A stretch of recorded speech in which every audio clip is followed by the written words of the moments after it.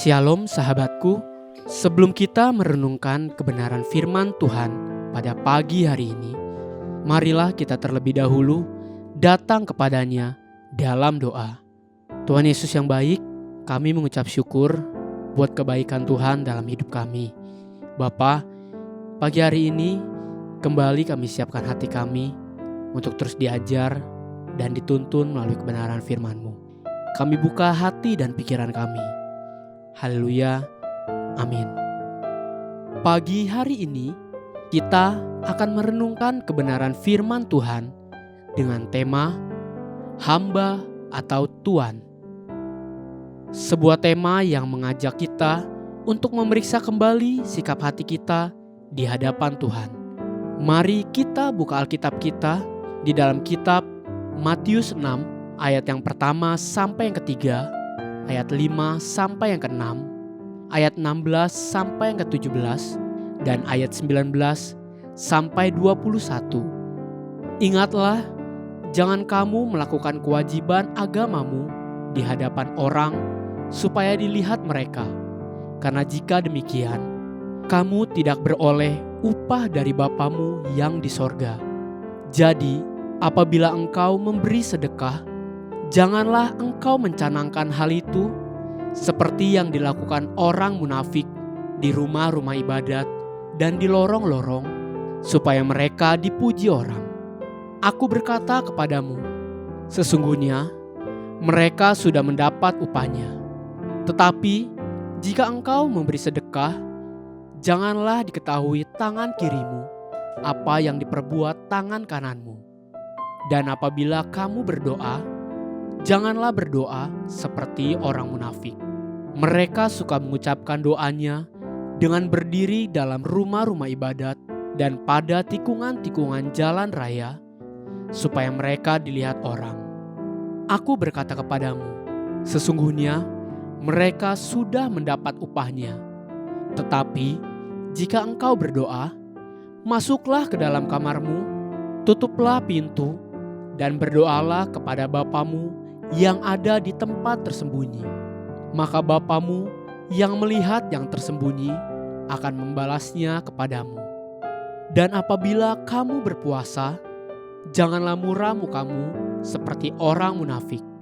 Mereka mengubah air mukanya supaya orang melihat bahwa mereka sedang berpuasa. Aku berkata kepadamu, sesungguhnya mereka sudah mendapat upahnya.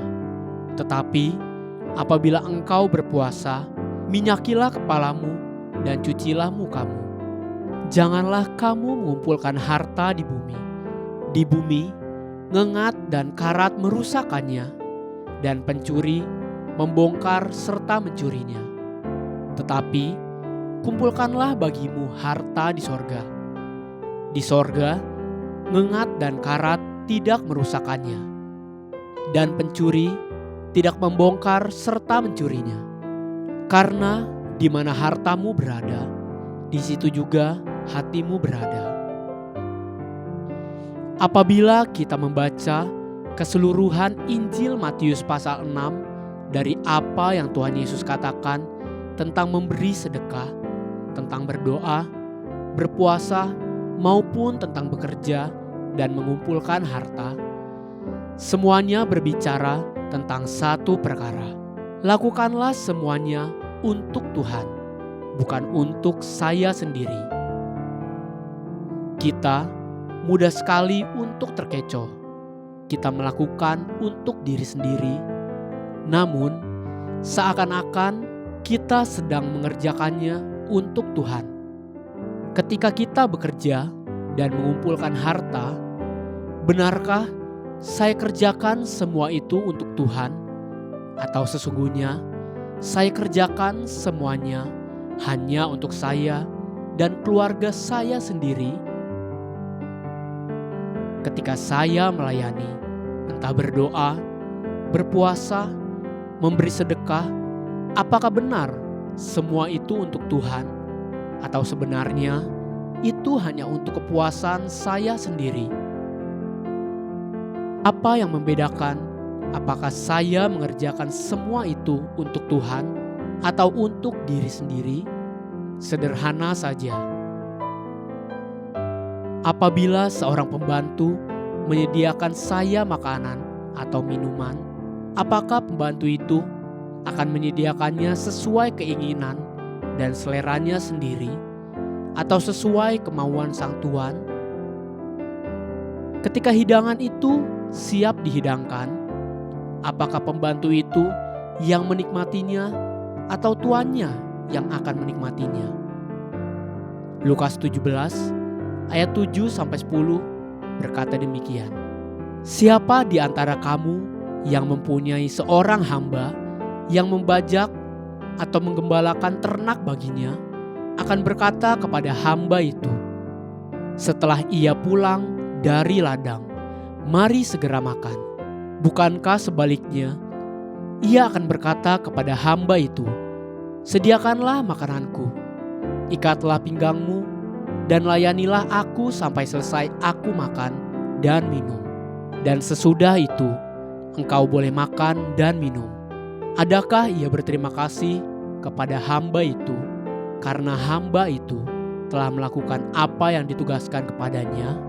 Demikian jugalah kamu, apabila kamu telah melakukan segala sesuatu yang ditugaskan kepadamu, hendaklah kamu berkata, kami adalah hamba-hamba yang tidak berguna. Kami hanya melakukan apa yang harus kami lakukan. Haleluya, sahabatku, kiranya kebenaran firman Tuhan pagi ini tinggal di dalam hati kita dan menuntun setiap langkah hidup kita sepanjang hari ini. Mari kita menutup renungan ini dengan doa. Terima kasih Tuhan Yesus yang baik untuk kebenaran firman Tuhan yang sekali lagi terus mengajar dan mengingatkan setiap kami.